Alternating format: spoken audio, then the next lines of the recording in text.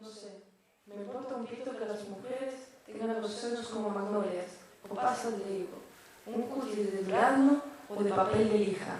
Le doy una importancia igual a cero al hecho que amanezca con un aliento afrodisíaco o con un aliento insecticida. Soy perfectamente capaz de soportarles con la nariz que sacaría el primer premio en una exposición de zanahorias, pero eso sí, en eso soy irreductible. No les perdono, bajo ningún pretexto, que no sepan volar.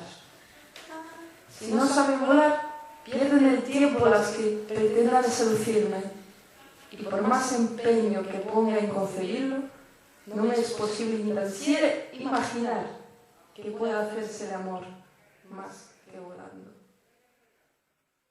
El no tenerte podía ser dulce, como nombrarte, para que vengas, aunque no vengas, y no haya sido tu ausencia tan dura como el golpe que me di en la cara pensando en vos. No es para quedarnos en casa, que hacemos una casa. No es para quedarnos en el amor que amamos. Y no morimos para morir. Tenemos sed y paciencias de animal.